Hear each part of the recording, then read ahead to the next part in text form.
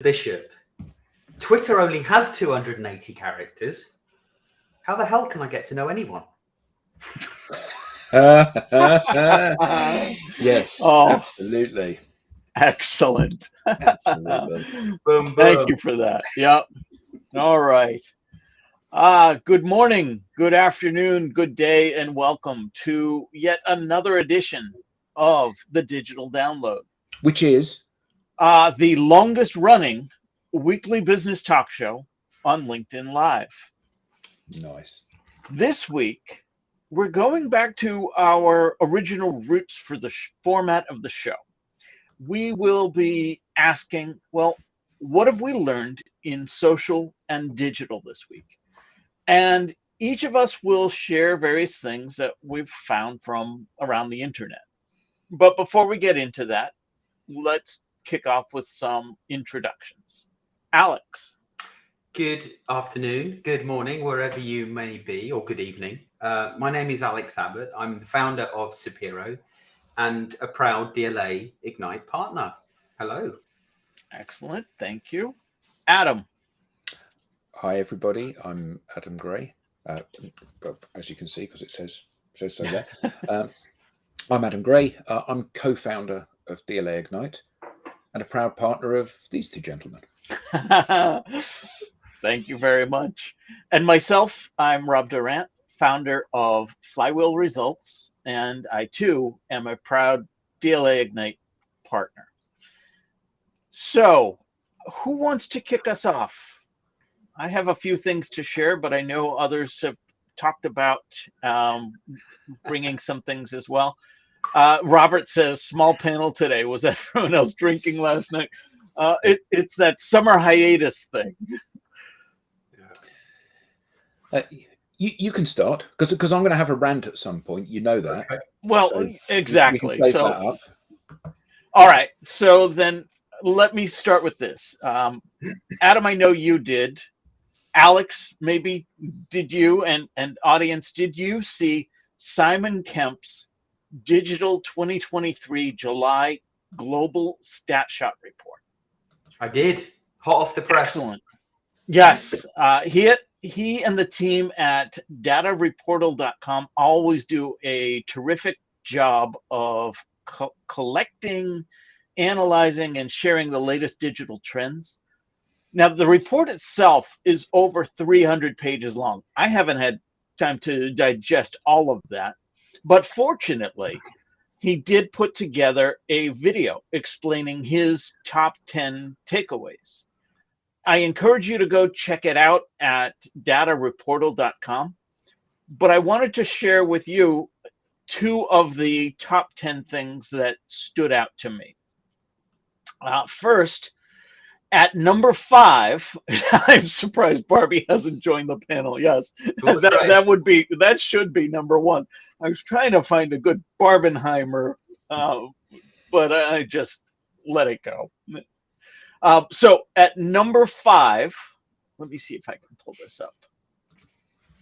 Which is, Number 5 is people under the age of 55 are now more likely to get their news from social media than they are to get it from television. Yes, this is the one I wanted to share. So here we're looking at the social platforms used to access digital news. Simon went on to share that according to the Reuters Institute for the Study of Journalism, 57% of the people under 55 now use social media for news, compared with just 48% of this age group who get their news from television, broadcast TV. Yeah, but don't we have to be careful there, Rob? Because my 75-year-old father-in-law, he also gets a lot of news from Facebook, which is quite often fake, and we have heated discussions around. So it's interesting that you bring that up, Alex, because I went on and did a little bit more research myself, because like you say, Facebook, or is it Fakebook? So this stat was eye-opening to me. In terms of the sources, Facebook tops the rankings at 41%. That's greater than 10 times more than the number of people that use LinkedIn for their sources of news. So excuse me a moment while I change our broadcast signal to the other platform. This was also concerning to me. So naturally, I had to Google it.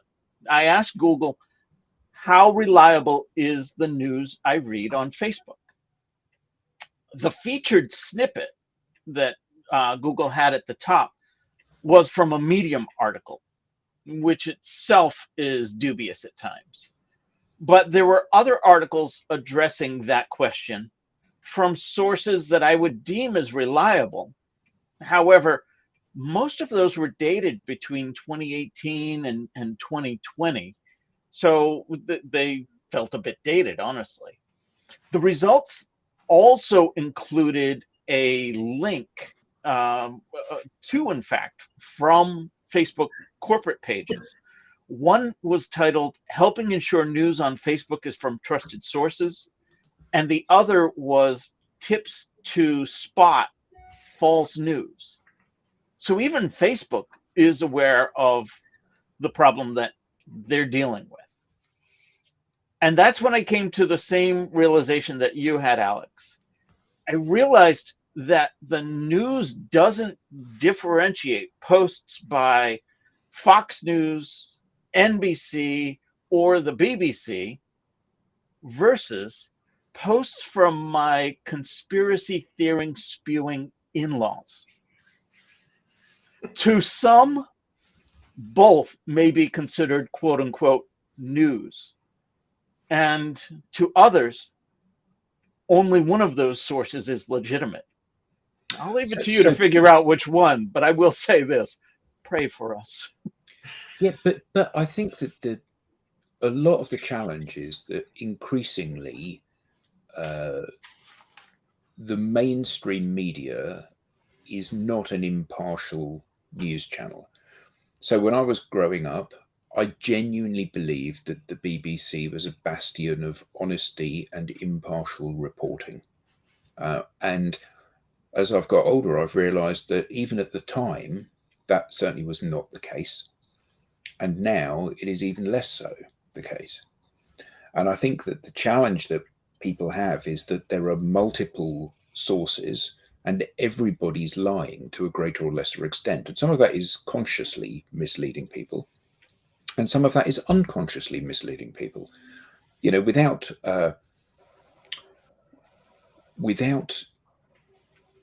trying to polarize the conversation further, you know, if you're in America and you live in a blue state, then lots of the news that is more liberal, you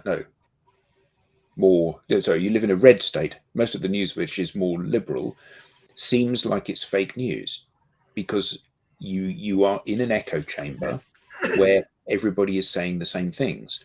And conversely, if you live in a blue state, lots of things that you hear from the GOP and news that reports that in a favorable way seems like it's fake news. And the problem is that I think everybody, irrespective of your political belief, would acknowledge that, and politics is a really good example because it's so divisive, that there are extremes in reporting. You know, in this country, we have the Daily Mail on one side and we have the Guardian on the other. And whichever one of those, depending on your political leaning, you see one of those as being very slightly left or right of truth. So, you know, if you're a staunch socialist, the Guardian is very slightly left of truly accurate reporting. Whereas if you're, a very strong Tory, then the Daily Mail is only very slightly right of what absolute truth is. And the problem is, without any impartial reference point, without any calibration of what's true and what isn't, you can't begin to have an impartial judge of these things. You know, one of the key cognitive dissonances that humans have is that you believe that news and what people read and what is purported to be true by the news channels has an effect on everybody's perception of the world, except yours. You're actually immune to this stuff, and you're the one that's the one that is impartial about these things. And you know, the as the old saying goes, there are three versions of events. There's your version, there's my version, and there's the truth. And I think that part of the problem is that you as an individual, you as an enlightened person that is prepared to at least give both sides of the argument airtime, you as an individual, you find it very difficult to differentiate where the truth is in these statements. So how can that be done at scale? I was interviewed I don't know, before COVID now, where Facebook had said that they were going to be measuring posts to try to weed out untrue posts, you know, fake news and whatever. And I said in the news review, the fundamental problem with that is that they've got 2 billion people on Facebook. So how many people, if everybody posts once a day, that's 2 billion posts a day. So how are you going to consume those 2 billion posts a day, then fact check those 2 billion posts a day, then moderate those 2 billion posts per day? Because if you don't have a difference in opinion, you don't get any debate. So you've got to allow a little bit of latitude around what actual fact is. So actually, this is not something that can be addressed that easily. And I think that part of the reason that people are choosing now to consume the news from social media is that they're consuming it when they want it and in the way that they want it. And B, if I'm going to be lied to, Rob, frankly, I'd rather be lied to by you. You know what I mean? Just because at least I like you. And I think that people have become very disillusioned with their inability to grasp truth and what is truth out there. So it's interesting that you said growing up you thought the broadcast news was impartial. It was truth. Yeah. It was truth. Yes, thank you. Because that's how I grew up as well. And because it was truth, my belief told me, that made it impartial. It wasn't until it became more extreme, especially regarding political reporting, that I started to recognize that there is a bent to it, regardless of which outlet that you're learning from. And instead of picking sides, I generally tap out. Well, and the same, you know, this, so I was reading a little while ago now, maybe a few months ago, trying to remember the source. I think it was Trust Radius had done some research into, buyer confidence. And so from a B2B perspective, and the fact that research, vendor blogs, websites are falling down the priority list of trusted sources that buyers actually use to inform their decision, because it's difficult to believe, you know, what's written. And, you know, without naming any names, even some of the most well thought about research businesses are paid to carry out research, and then is actually, you know, the conclusion of the research is, funnily enough, aligned to the value that the tech company that sponsored them to do it values. Yeah. What do you believe anymore? Well, I think that so I'm incredibly impressed with my son. So he is one of the few people that genuinely reads from multiple sources. So, you know, most of us would read from mainstream sites, but he reads from, so for the war in Ukraine, for example, he reads mainstream media that is available in this country, and he reads Ukrainian mainstream media, and he reads Russian mainstream media, and he reads Indian mainstream media, which is more impartial than us, but slightly more aligned to Russia than we are. And from this, he has at his fingertips a huge number of facts about parallels and kind of hypocrisies in how both sides are talking about the conflict and both sides are behaving.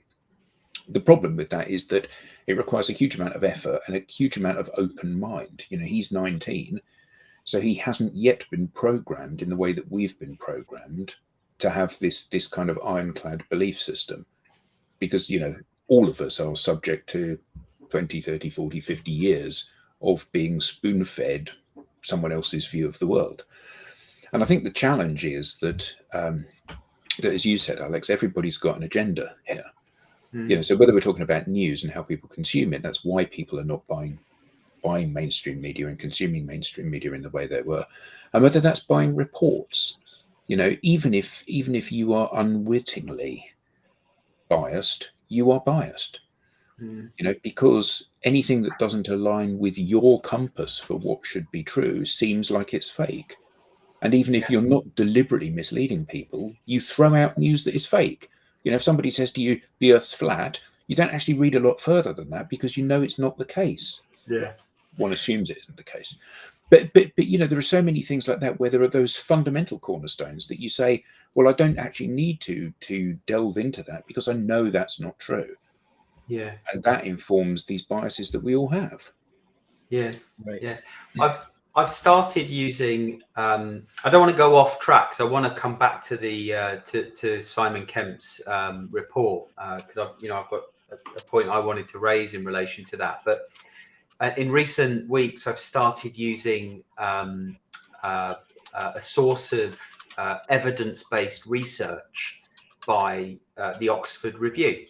And there's some really interesting stuff in there, and what they typically do is take the academic research that's being done all around the world, thousands and thousands and thousands of pieces, and they sift through it all, and then they turn it into common English that an average business Joe like me can understand, because I would probably find it very frustrating trying to read an academic report and understand it fully.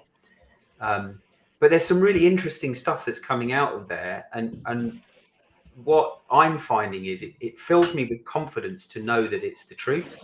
All right, from an academic's perspective, but there's no commercial agenda. So there's no commercial agenda, but that doesn't make it true either, is what I'm starting to recognize. And much for the reason that Adam just shared. If it's not aligned with what I believe, I'm going to stop reading. Even as an academic, I'm likely to have certain biases. So going back to the Earth is flat. Well, you know what?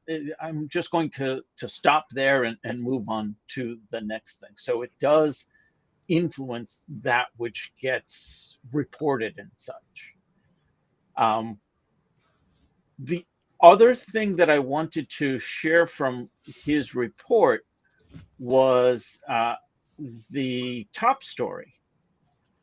The number of active social media users, social media user identities. So they did their best to try to suss out how many social media profiles belong to individuals, and recognize that individuals can have more than one. But what they came up with was the number of active social media user identities is now equal to more than 60% of the global population.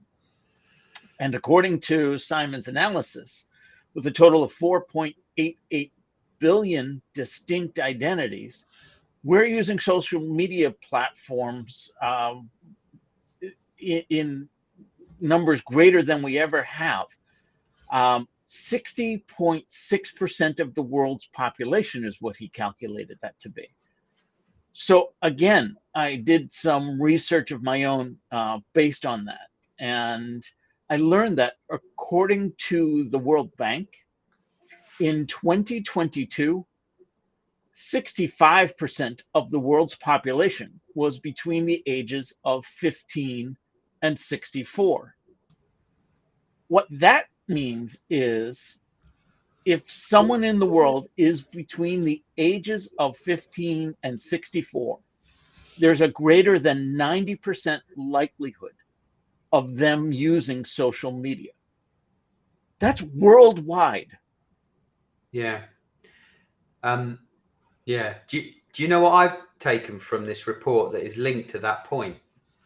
What's that? I think this is astonishing, by the way. It was Simon's number 5. Sorry, number 6. Number 6. You've already done number 5. The world's digital gender gap. Oh, yes. Yeah. Women and 19% less likely to use the internet than men. I think that was the exact stat. And in order for us to meet the United Nations Sustainable Development Goals, 100 million women a year need to start using the internet, which would be a 60% increase on the current growth trend for women using the internet. Now, granted, I think it's mainly South Asia, perhaps the Middle East, that these, where these women are not using the internet. But I think that I think governments and corporates need to be doing more to empower women to use the internet, the same way men are doing. Right. I mean, if we can waste time, so can they. Well, it's we I mean, outside of the download, right? We strongly recommend that people, professionals within business, learn to walk digital corridors confidently, safely, and effectively. And to think that to think there are many women out there that worry about how to use the internet, let alone social media, or for whatever reason are not using the internet, let alone social media. There's a massive opportunity. Absolutely. I like Sandy's comment. Well, there's a business idea. Yeah. Did anyone else have observations from that report or something else that you wanted to bring up for discussion? Yeah, I think that one of the things that came out of the report for me was how little the percentages had shifted. So, what we're seeing growth in almost all areas. So, more people are signing up.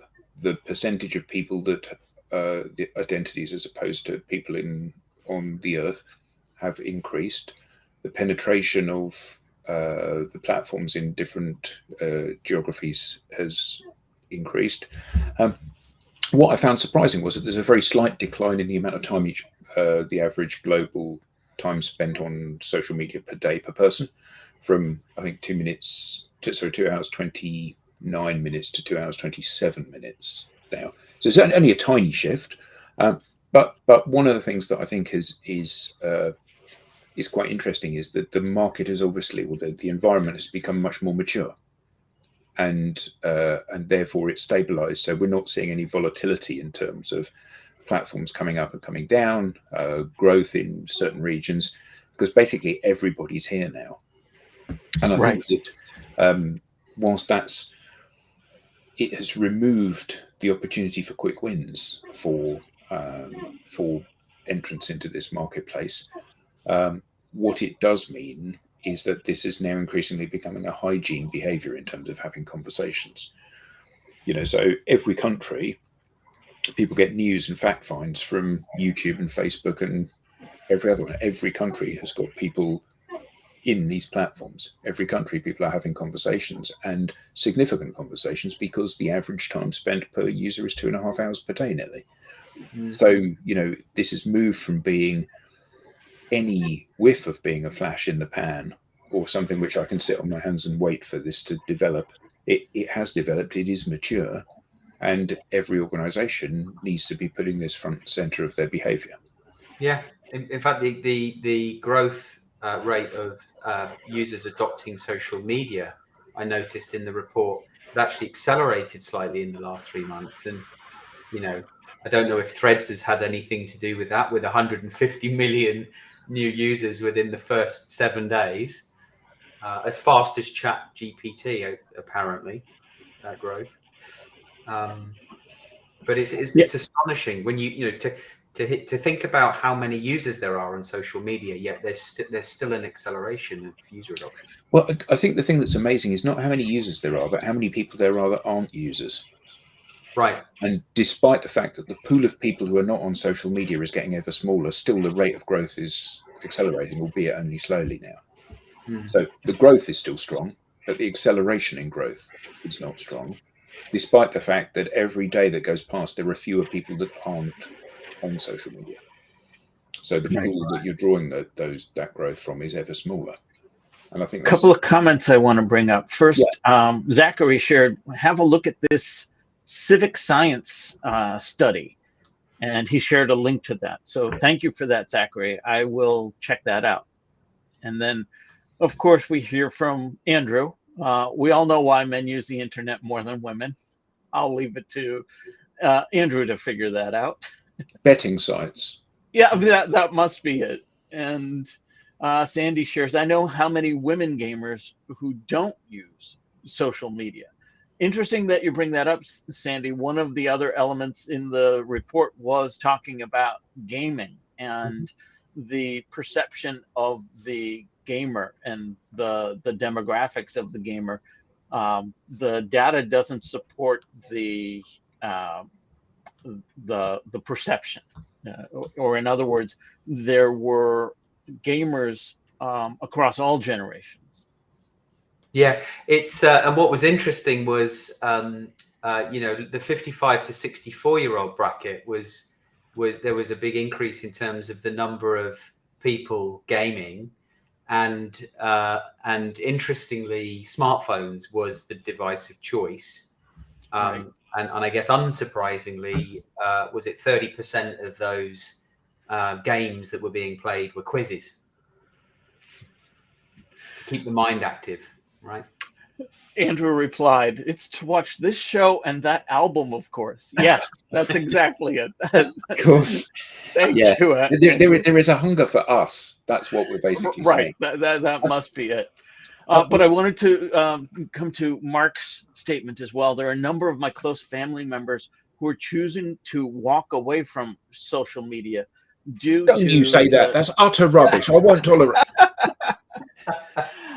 I understand that completely, but to anyone who says that, I do. First of all, I respect that, but I want to remind you, you can control what's in your social media feed. Yeah, and you can temper that toxicity. But walking away is probably the easiest way to do that. Yeah, I mean, there is the danger that you also walk away from all of the other benefits that social brings. You know, the relationships that you've developed over the last 5 years from people you went to secondary school with, the family members who are far flung, the old friends you used to work with, the party that's going on in the next street that you didn't know about if you weren't on Facebook. And unfortunately, when you cut out the bad, you also run the risk of cutting out the good as well.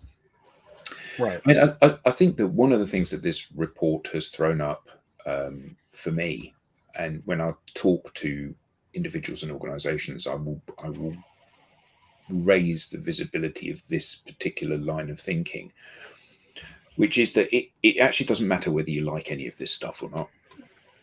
It doesn't matter whether or not you are naturally a social person, whether or not you're comfortable publishing content, and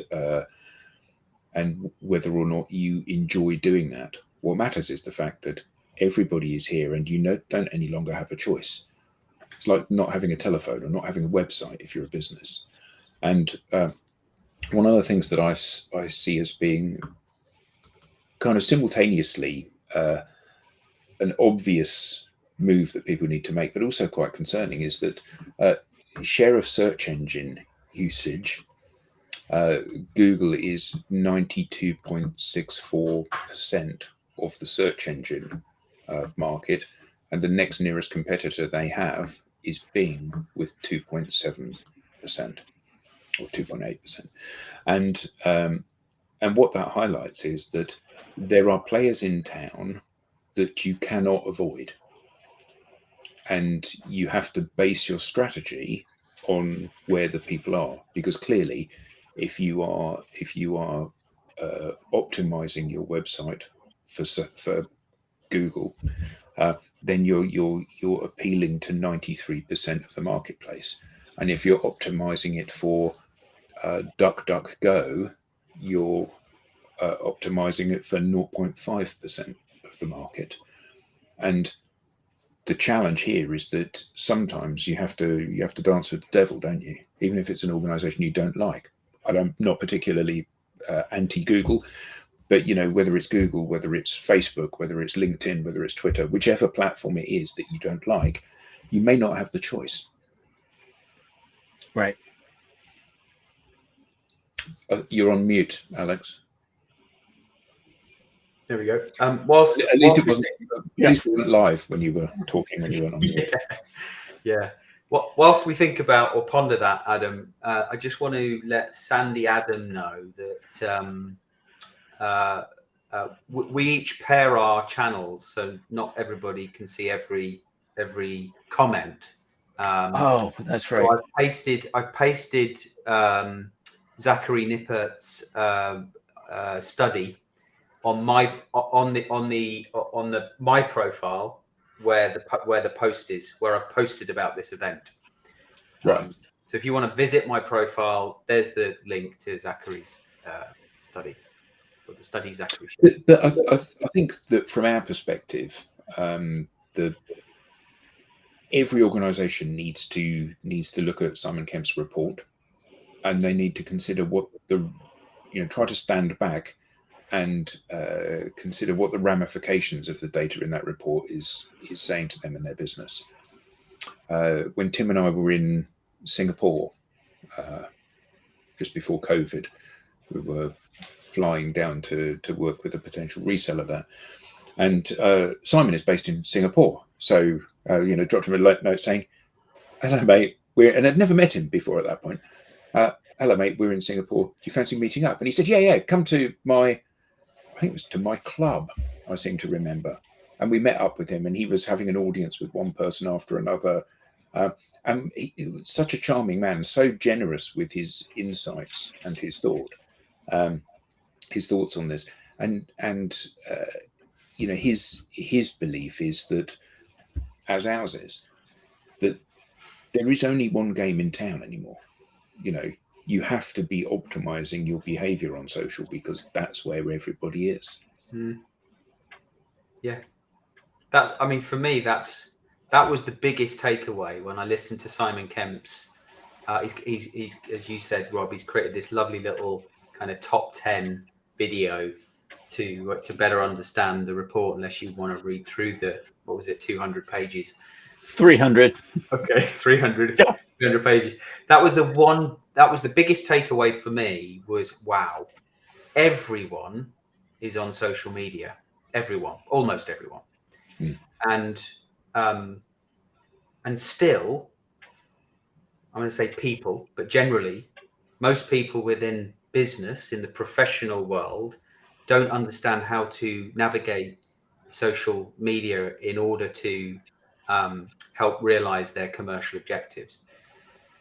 And I think that's because they're still trying to meet their commercial objectives, as opposed to using social media as the tool that it is, which is a platform to meet other people, not sell to other people. Yeah, and as we talk to more and more organizations, some people push back against this overwhelming tide of you have to be here, by saying, but I don't want to be there.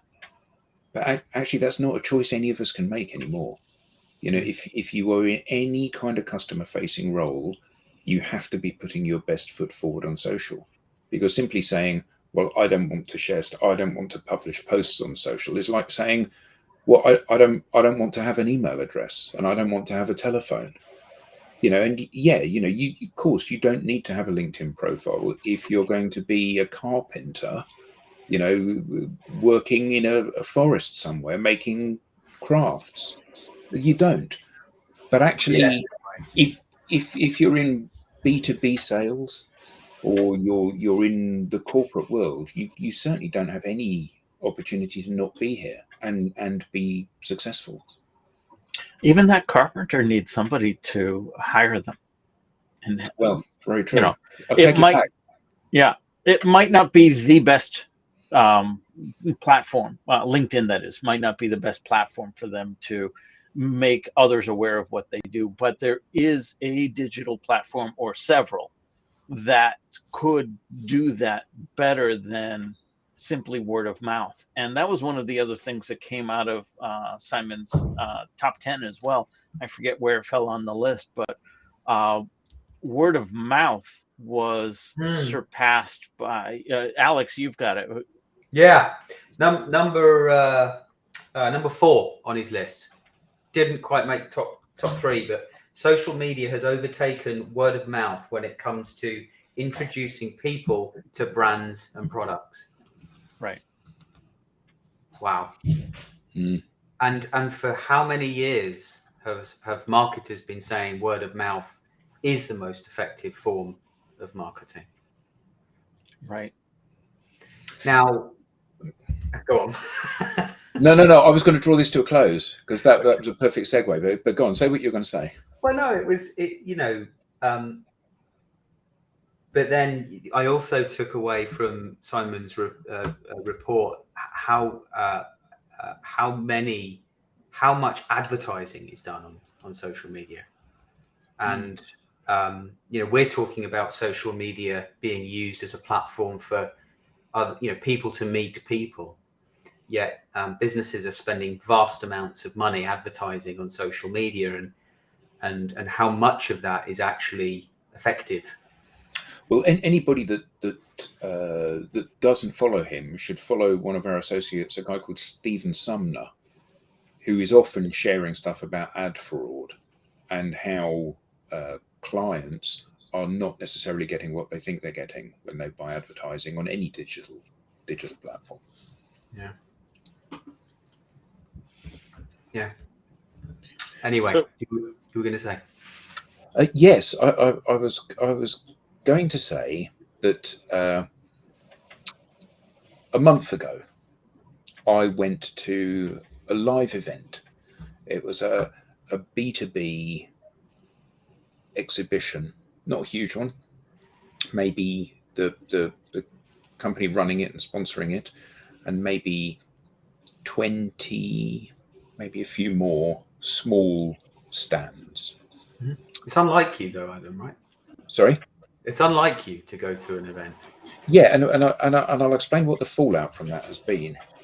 So I went there because we were engaged to speak at this event.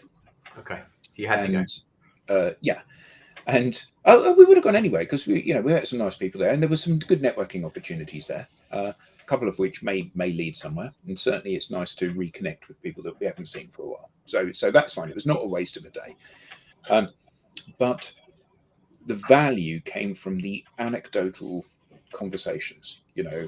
I'm queuing to get a coffee, you're queuing to get a coffee next to me, and I go, "Oh, hi, Alex, not seen you for ages. How's it going?" Then we go and sit down and we chat and we catch up.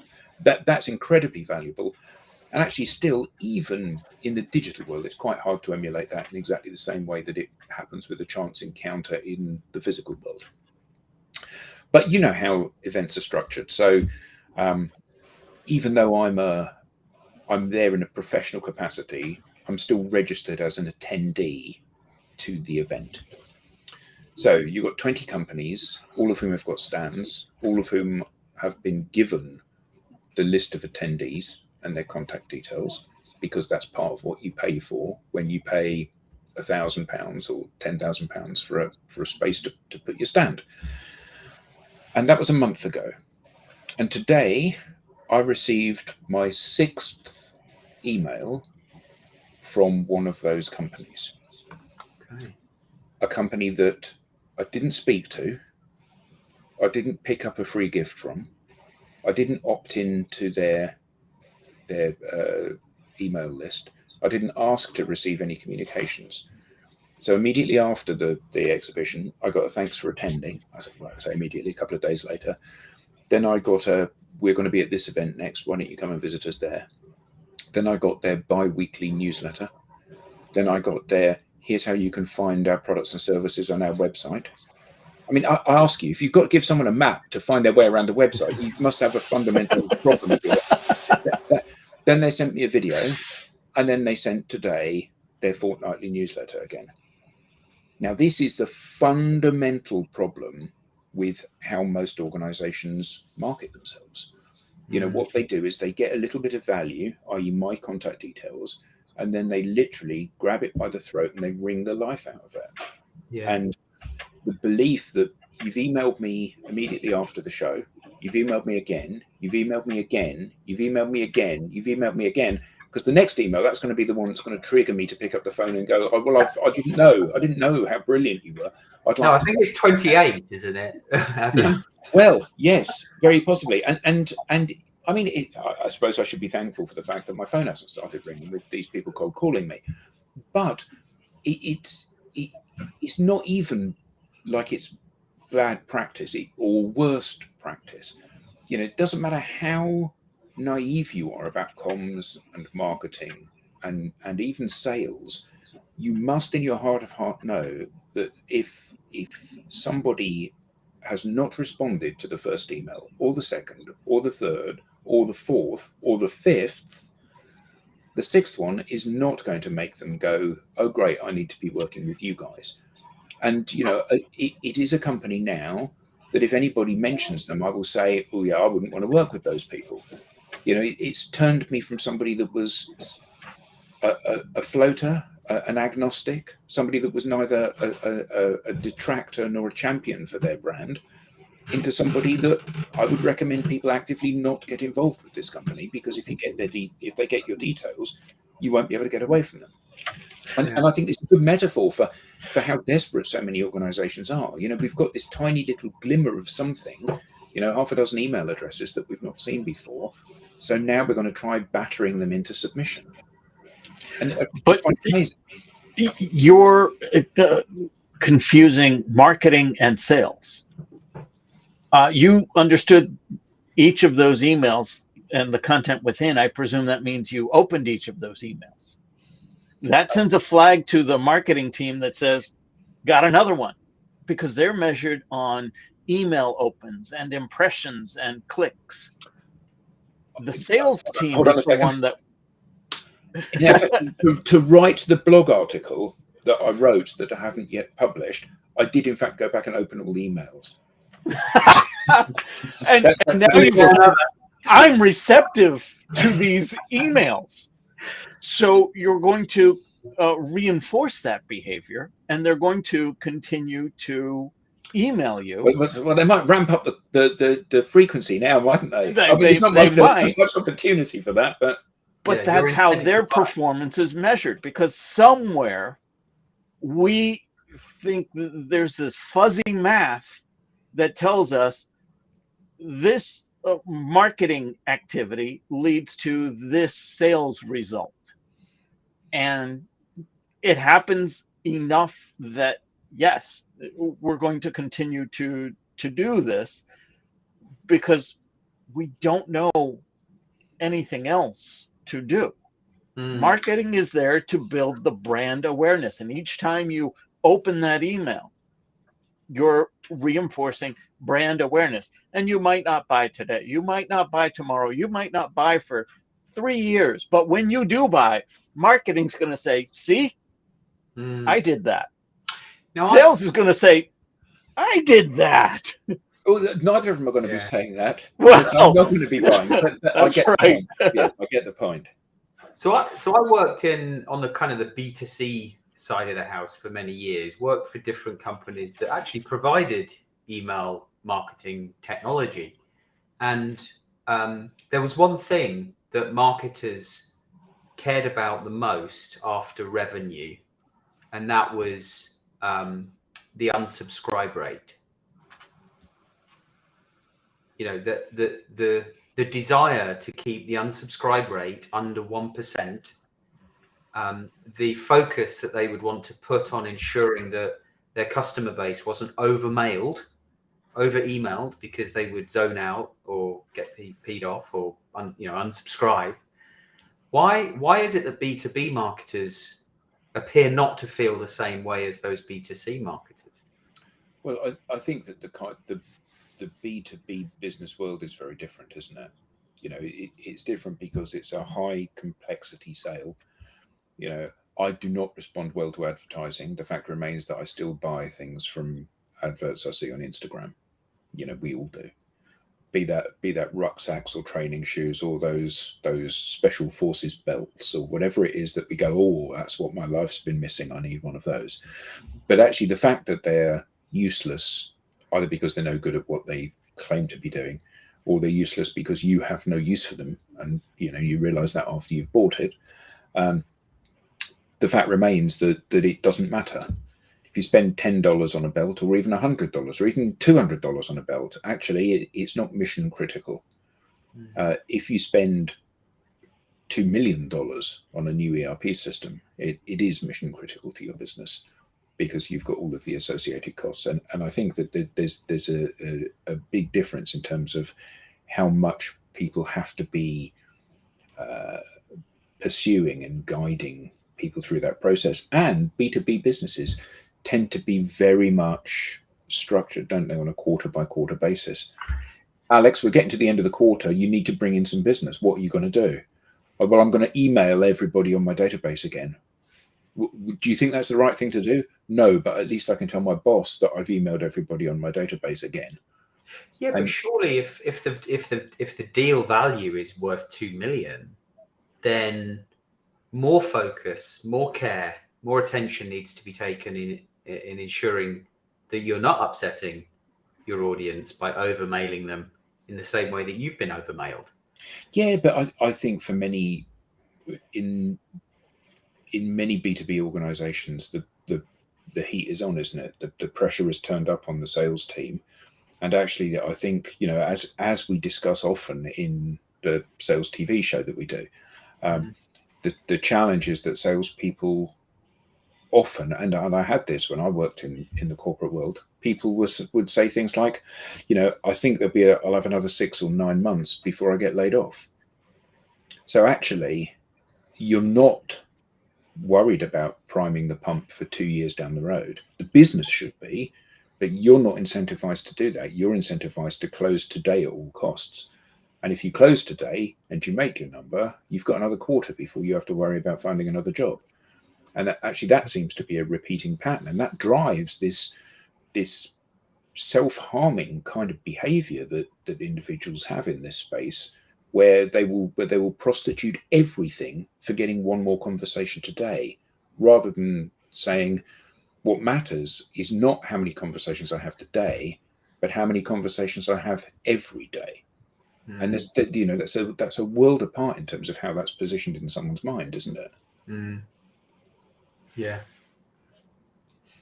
Anyway, needless to say, I will not be buying or recommending from that particular company. Not unless they email me a few more times. Yeah. There will be that day. Oh, that's exactly what I needed. If only I knew you existed. Yeah, absolutely. But it is something that we see time and again, isn't it? Organizations that are completely at sea now because all of the things that they have been doing simply don't work anymore. And it's not to say that marketing doesn't work, but it's reasonable to say that marketing doesn't work in its current form for most organizations. Hence the fact they've got no pipeline. Yeah. Can I just say, every day is a school day, and I have learned something on the call today. Thank you to Robert Matson for talking about the Rashomon effect in one of his comments. I didn't know what that was until I looked it up. The Rashomon effect describes how parties describe an event in a different and contradictory manner, which reflects their subjective interpretation and self-interested advocacy.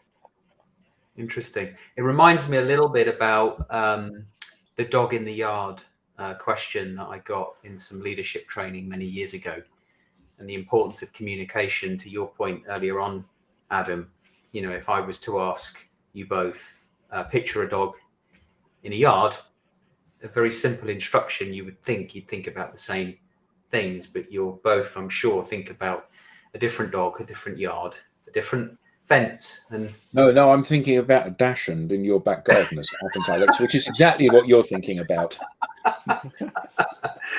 Yeah, it doesn't help that you've seen photos of my miniature dachshunds and my garden. Yes, exactly. You, the brand is strong in my mind because of all the emails that you send me. That'll be it.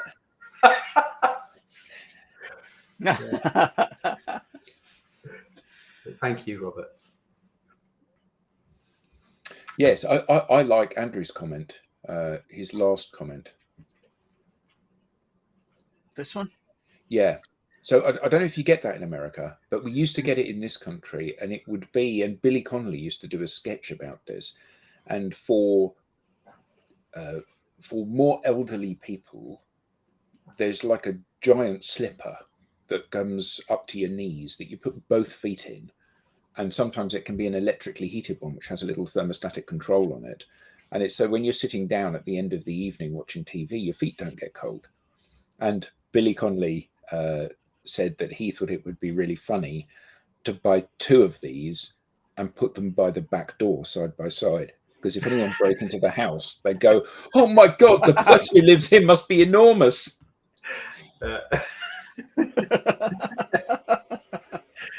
Yeah, that's it, Chris. You were in the same training program. So Chris, hello, mate. What dog did you imagine? And what dog did you imagine, Alex? Yeah. Well, at the time or now? Well, at the time, of course. Yeah. I don't think I can remember. I do remember it was probably something like a Labrador. I do remember a red shed and a white picket fence and green grass and a fairly simple patio. Yeah. Right. So let's see what Chris imagined in that very training session. Yeah. Thanks, Andy. Have a good weekend. But yeah, it is interesting, isn't it? How we all draw different things from the facts that we're given. Yeah, there we go. So he was on pretty much the same page as you, obviously. Yeah. But it is interesting how we all assemble these different snippets in a different way, isn't it? And draw different conclusions from it. And I think that's part of the point. I think that we all, whether we mean to or not, live in an echo chamber. And we see this as individuals when we're consuming news. You join groups that are groups about things that matter to you. Whether that's your hobbies or your beliefs or whatever it may be. You join groups of like-minded people so that you can be have your beliefs ratified and supported. And organizations do it as well. They nice. Organizations do it as well. They surround themselves with people that pat them on the back for the job they're doing. And I think, I keep bringing it back to kind of organizational behavior, because people will be people, whether I agree with your views or not. Actually, that's not the issue. But organizations have a duty of care to the people that work within them. And a lot of the challenge that we're seeing at the moment is that organizations genuinely believe that they're doing a good job. But the acid test is not how many clicks. It isn't how many views. It isn't how many attendees to your webinar. And it isn't how many downloads of your white paper. That's not what matters. What matters is how many people are asking for proposals and then subsequently buying from you. Yeah. And every organization that I talk to says they have no pipeline. Not pipeline's a bit weak. They have no pipeline. I've had 2 conversations in the last week with organizations that have said we have 0 pipeline. Mm-hmm. Now, if you're a sales leader and all of your team are out there treading the boards, what can you do if you've got nothing in the pipe? And it's also back to the what to believe discussion, because some sales leaders are told that their reps, their teams have pipeline, when if you really stress test that pipeline, they have, at best a small pipeline. Yeah. Or the viability is small. I can fill a pipeline with whatever. You give me a number, I will hit it, unless it's a sales number. Yeah, absolutely. And and I think that's one of the challenges, isn't it? That we need to be measuring the right things to drive the right behavior to get the outcome that we want.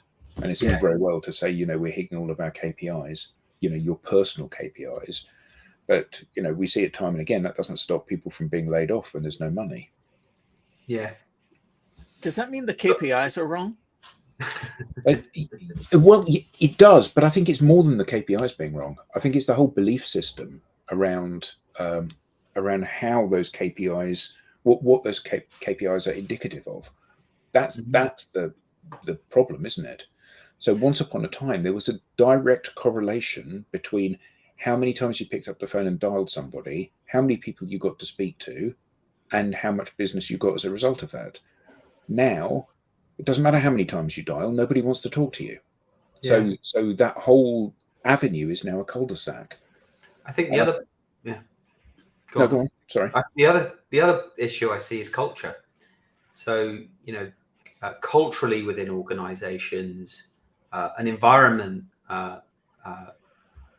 where you can freely challenge the way people are doing things, to encourage healthy debate and then try new things, seems to be absent from so many organizations when we think about sales and marketing, because so many people within these businesses, salespeople and customer success alike, are being told to continue doing the things that hadn't worked before and still won't work today.